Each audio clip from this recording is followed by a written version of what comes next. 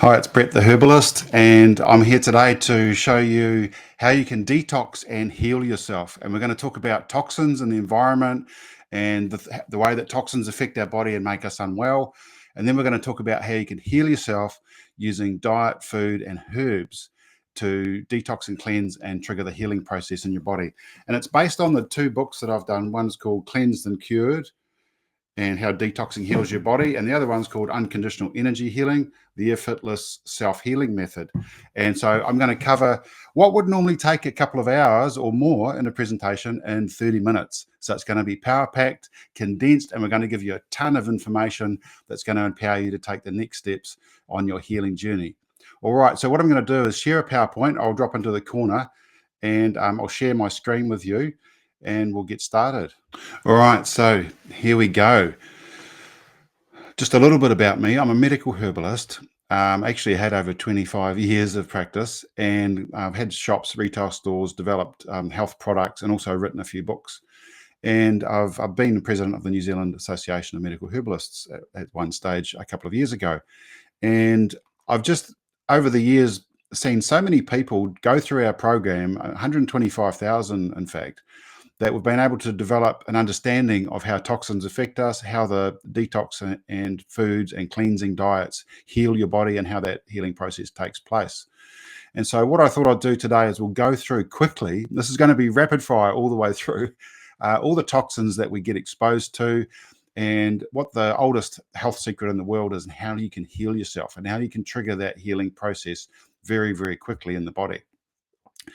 Okay, so our health system, just a quick look at this. This is a bit of background. Our health system is really struggling. It's broken.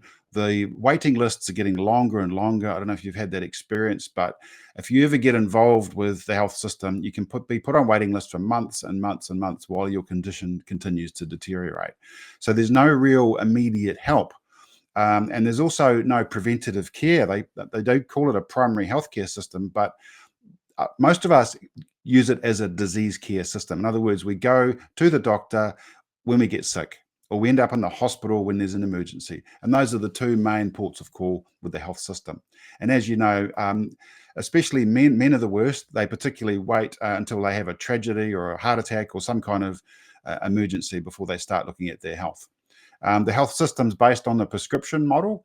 So we're prescribing drugs, billions of prescriptions every year around the world. And the reason for that is because the pharmaceutical industry established itself over 150 years ago. At the same time, they established the curriculum for training doctors. The same business enterprises started with the Rockefellers, but essentially our whole health system and our medical profession are fed information by the pharmaceutical companies. And so that's pretty much the only thing that they accept or know how to use. And in some cases, nurses are probably the most open-minded to using other things or allowing people to use other things, natural products.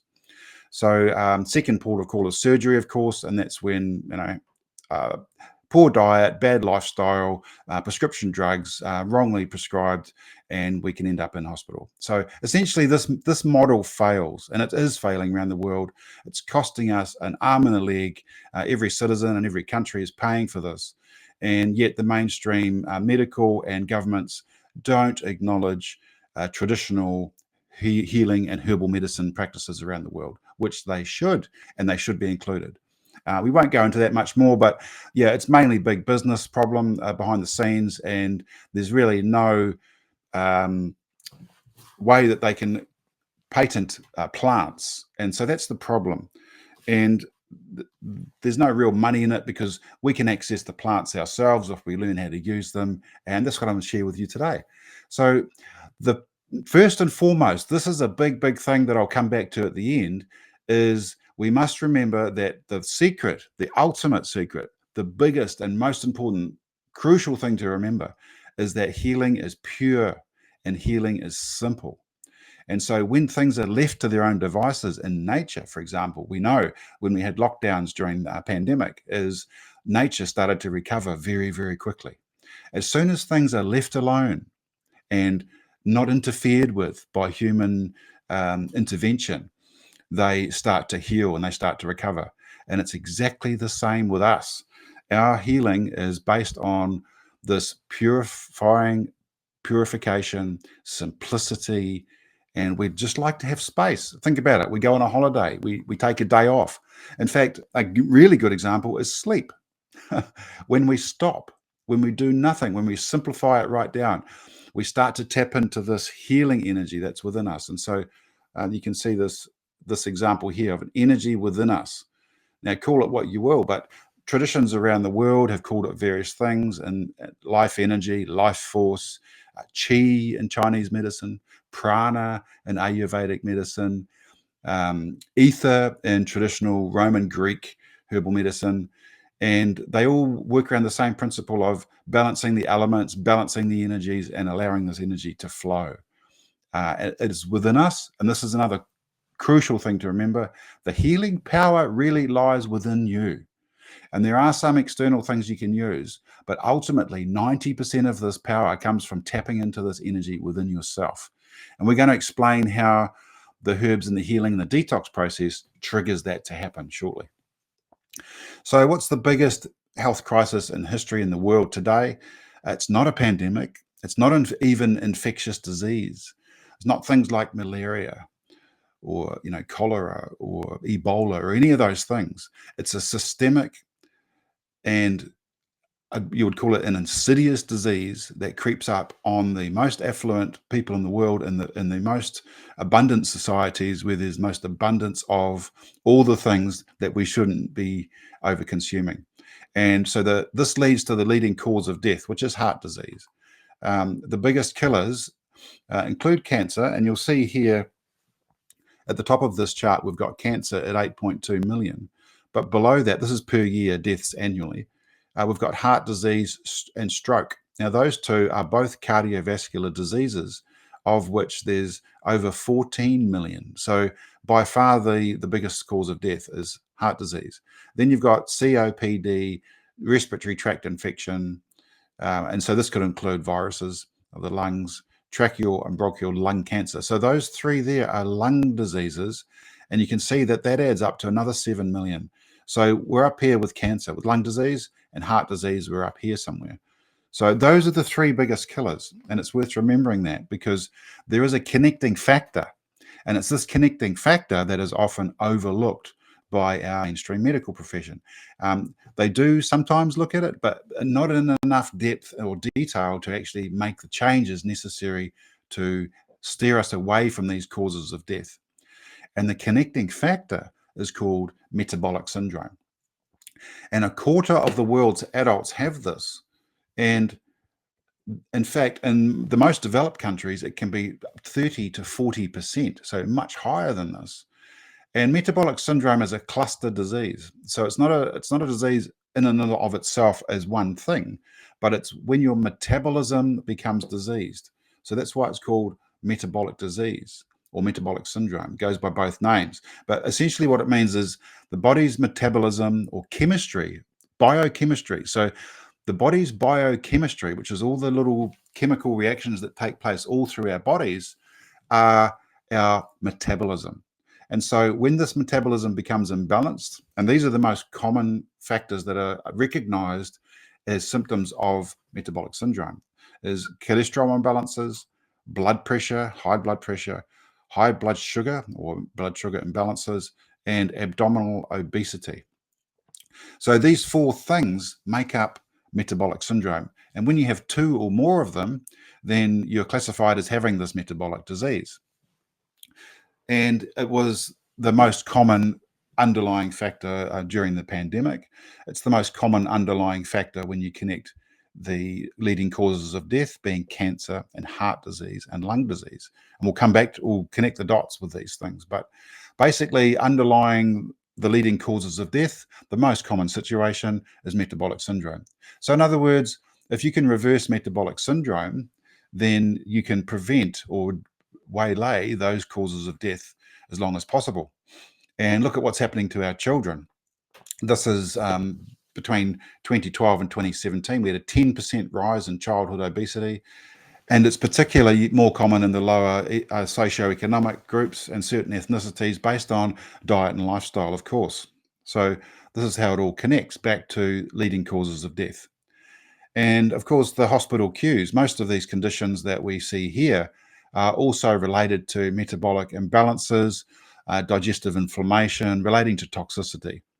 And that's why we have unknown causes. So when you look in medical texts, you'll find a lot of these conditions, they'll say, oh, it's some kind of immune disorder or some kind of inflammation or buildup of acid or various, other causes, but those aren't the cause. Those are the symptoms. So the cause of these problems is unknown, in fact, if you read a bit further into the text, which means we don't really know, or they don't really know. What are we treating these things with? Steroids, antibiotics, anti-inflammatories, painkillers. Those are the most common drugs used, antacids. So they're treating the symptom and not the cause.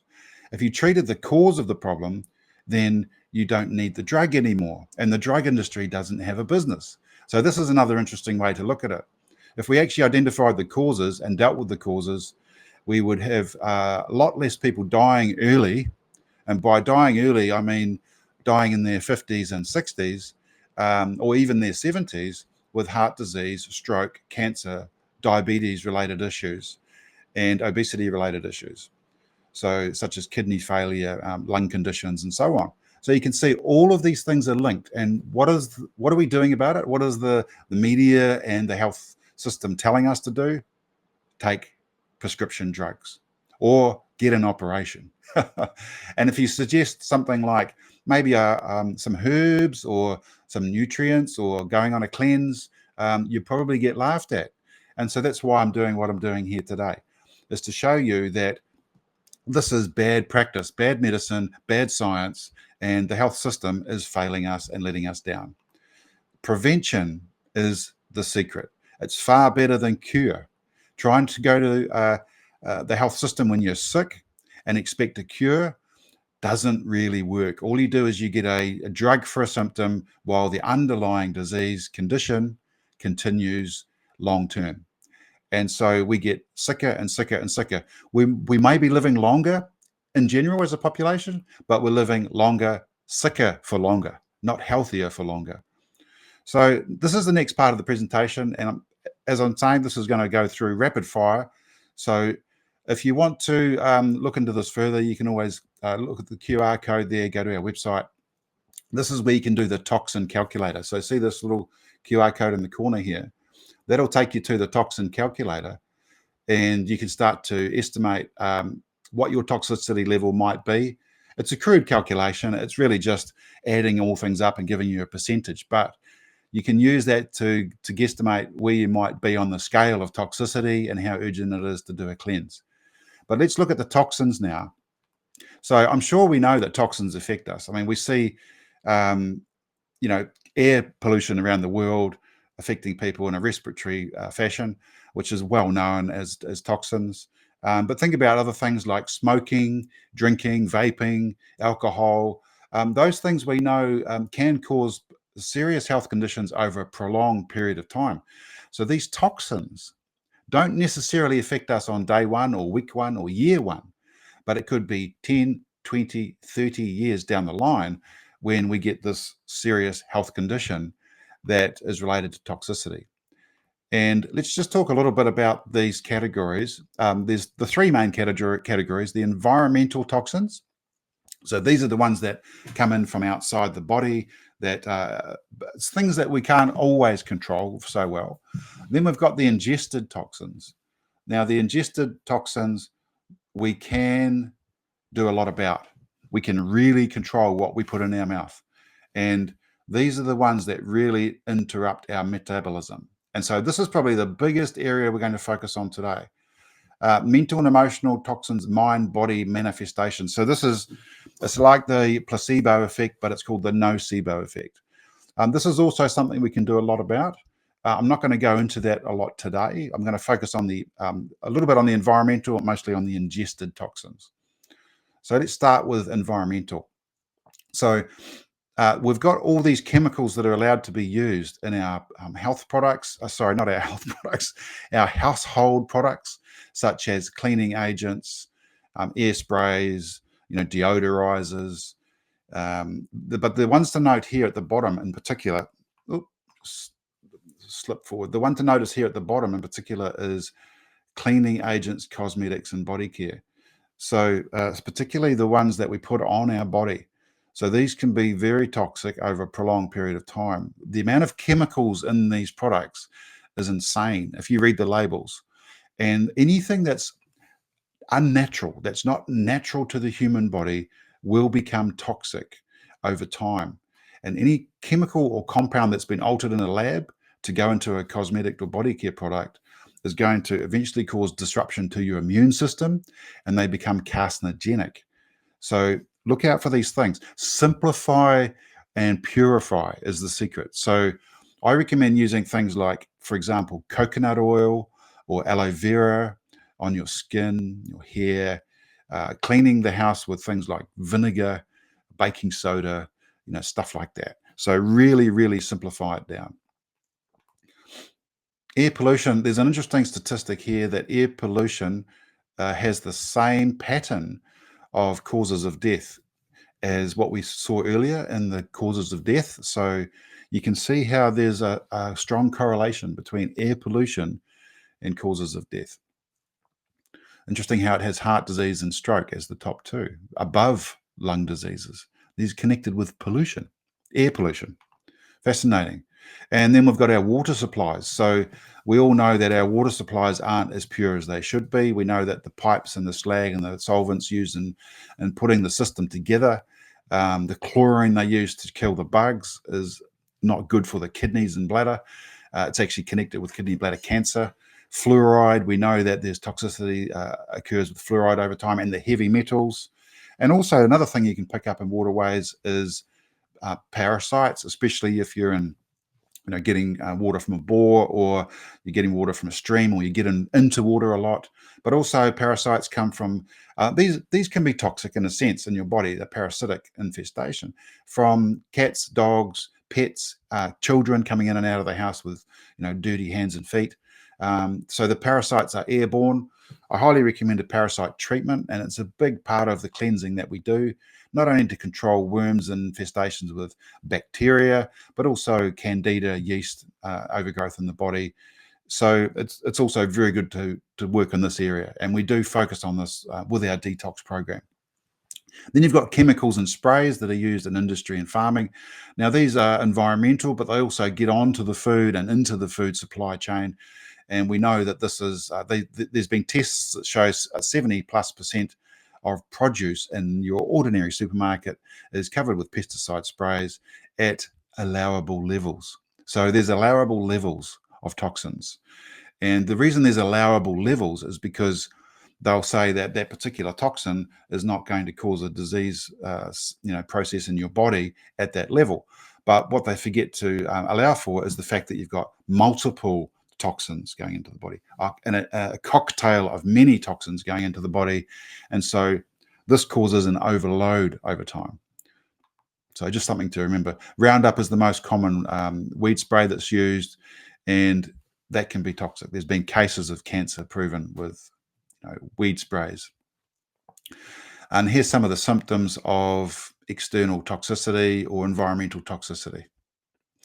So these can be ear, nose, and throat, and skin. So more external, hay fever, allergies, sensitivities, and that sort of thing quite often come from environmental toxins. All right, so heading it into the next category, ingested toxins. So these are things that you put into your body, primarily food and drink. So factory processing, let's just talk a little bit about this because it's an important thing to remember, is food that's on the supermarket shelves, especially packaged food that's on the supermarket shelves, is designed to sit on those shelves for up to 3-4 years. So they have a prolonged shelf life. And so they do that by basically sanitizing or sterilizing the food using heat or chemical processes to cleanse the food of any living organisms so that the food can't go off. And I understand there's a fair case for that. It's a good business model. You don't want to sell moldy food to the public. It's part of the industrialized food chain that's causing us to basically get dead food. So I emphasize that, dead food, food that has no life, no living function in the body, no microorganisms. So we need these things to be alive. We need our food to be alive. It's true you can get fat and sugar from dead food, but fat and sugar only lead to metabolic disease, especially the fats and sugars they put into processed food. So altered trans fats, lots of oils that are been altered, unnatural oils, unnatural sugars, things like maltodextrin, um, high fructose corn syrup, things that are not natural to the human body. So packaging, preserving, and then pumping the dead food full of these artificial fats and sugars. And the other thing they do is make this food addictive. So it becomes like a drug. And you'll notice children, especially if they don't get the particular food that they're used to having or they want, they will cry about it because they get addicted. Even adults will do the same thing. Not have a tantrum at the supermarket checkout because they can't have it, but get addicted to what's there and keep picking it up. So the food manufacturers have designed the food in a way to be addictive.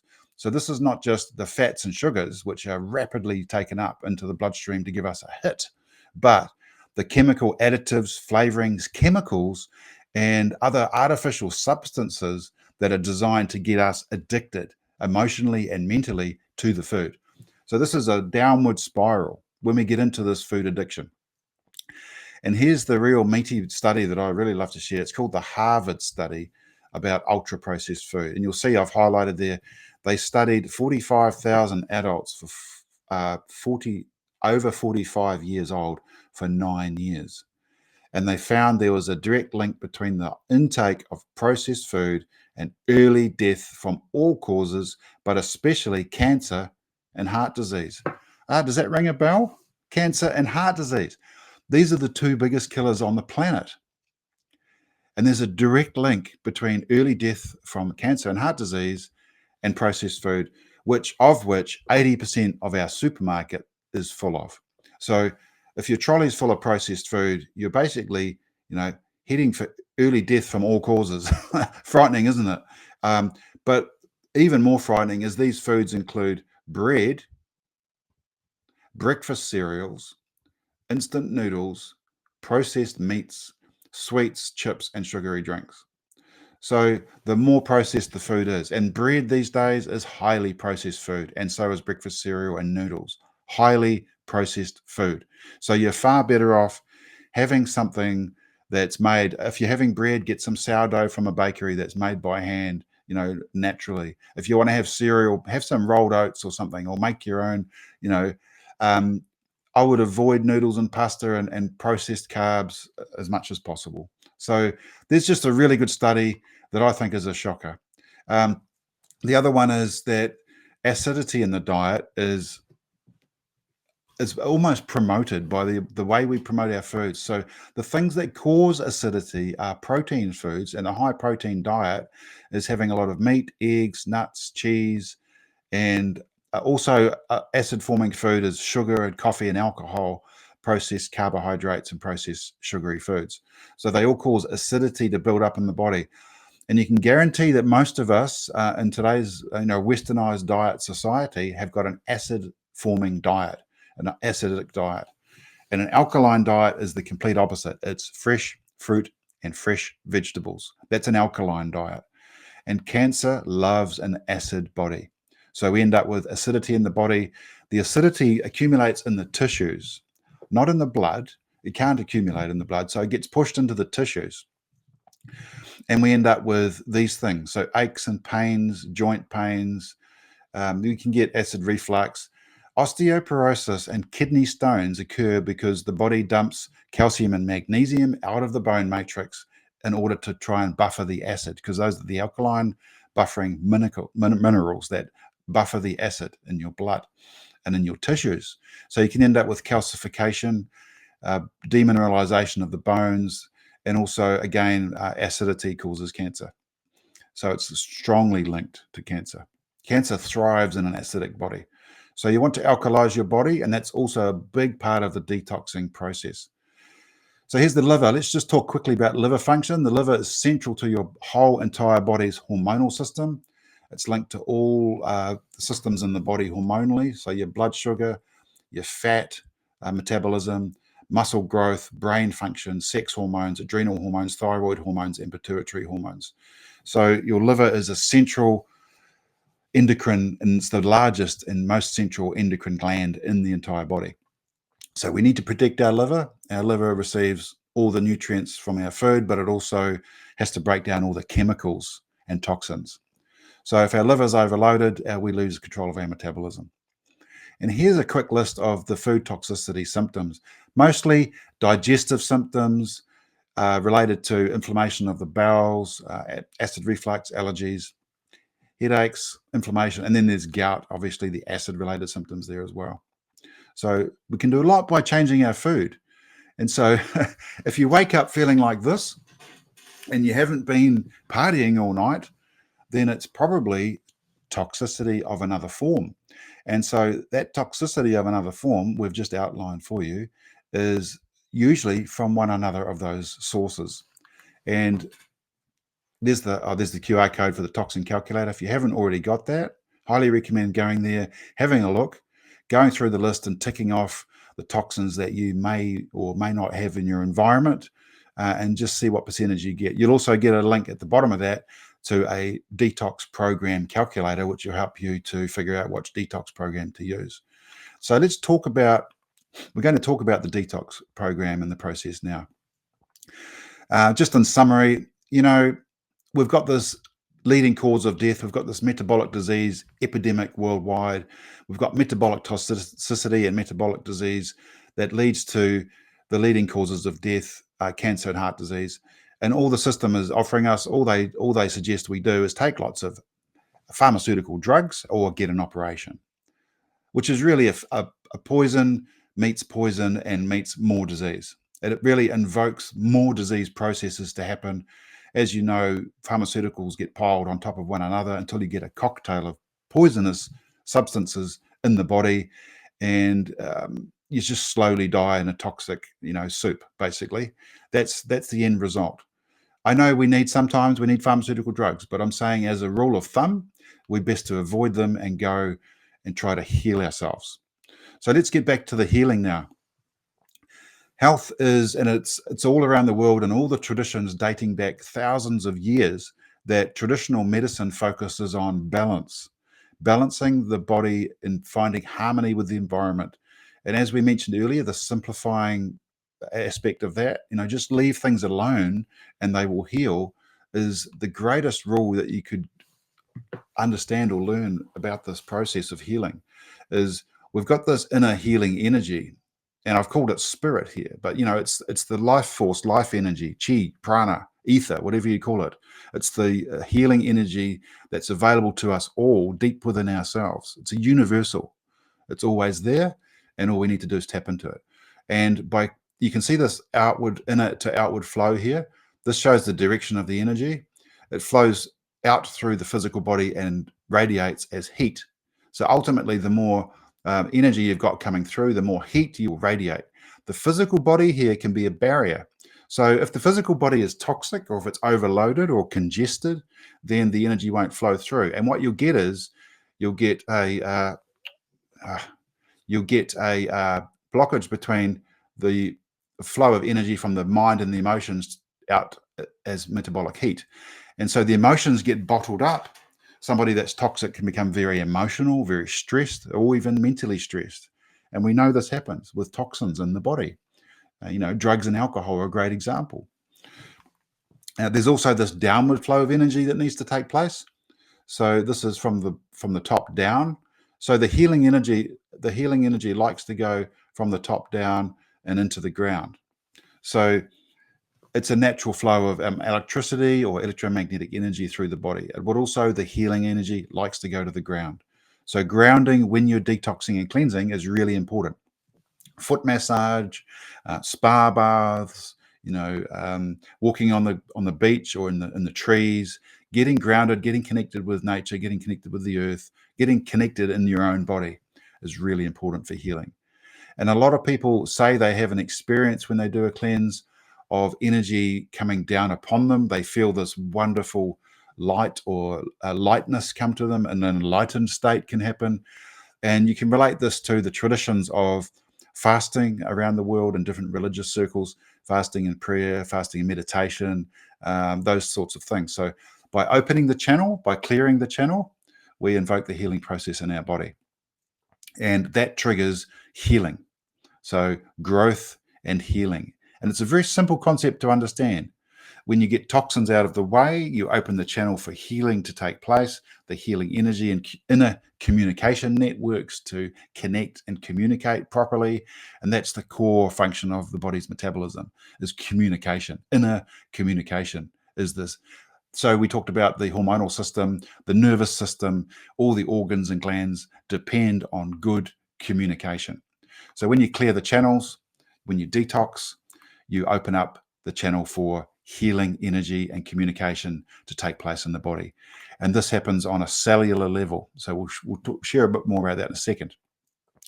The simplest and the first thing that comes to mind, the simplest thing is usually the right thing. It's usually the correct thing to do.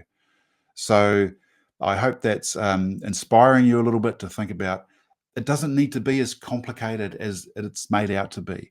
Everything is not as difficult as it sounds. And healing and detoxing is the simplest thing that we can do to heal our body. And so let's just share with you how this herbal detox, so herbs are going to be included here to make it work better, because we like to combine in a similar way to most holistic medicines, combining the food, the power of your mind, and the herbs all together to give you this powerful healing triangle, this invincible, strong healing, arrangement that you can use. And so we're going to include the herbs, the cleansing the colon, the liver, detoxing the body of the heavy metals that we could have picked up, cleansing the body of parasites, yeast and mold, bacteria, using a high fiber diet, which helps to balance the cholesterol, blood sugar, using a lot of enzymes in the food, and an alkaline diet. So let's just look into this a little bit further. And here's a snapshot of how your environment affects your genetic phenotype or your individual genetic expression. So basically, it's been proven that when we, and it's also been shown to be 80-20, so 20% genetics, 80% epigenetics. So in other words, what you're brought up surrounded with, or what you put in your body, makes up 80% of your genetic expression. So you can heal your DNA and get your DNA to function correctly. And what's been shown to happen is the telomeres, which are these little antennae on the end of the chromosomes, increase in length when you do detoxing, cleansing, fasting, healthy food and diet, and herbs. All of these things. And when the telomeres grow longer, your body says, these are healthy cells, keep making them. And of course, when you do bad things, the telomeres get shorter and those cells start to become dying and stop reproducing correctly in the body. We use the healing foods. So the healing food is largely a plant-based diet just when you're cleansing. So you can go back on your protein a little bit afterwards. I suggest a low protein diet, a little bit of white meat, a couple of eggs, a few nuts and cheeses after your detox to get a nice amount of protein. But when you're doing your cleanse, it's good to go on a low protein diet because you want to alkalize the body as much as possible to reduce all the acid and inflammation. So plant-based diets have been shown to reduce the need for most medications quite quickly. An organic diet has been shown to have up to 10 times the nutrient value. So we recommend, if possible, getting organic plant-based food. And the food we suggest on your cleanse, on your detox, is all soft food. So soft plant food. It's high fiber, it's high in water, hydration, enzymes, antioxidants, and basically phyto and micronutrients that heal the body. They're medicinal food. And so we give you a diet plan on this program, and the diet plan we'll share with you in a minute is all meal by meal of all these soft plant-based foods. So soups, curries, smoothies, stir fries, salads. You can have some roast veggies, and here's the meal plan. So it's meal by meal, shopping list, And you'll be able to, I'll give you a link to this in near the video. You can download this and use this on its own, but I highly recommend getting the herbs, because the herbs, we'll talk about in a second, the herbs will dramatically increase the healing process by performing major functions in your digestive system, your liver, your bowels and kidneys, and helping those systems to function better, to heal, and to recover.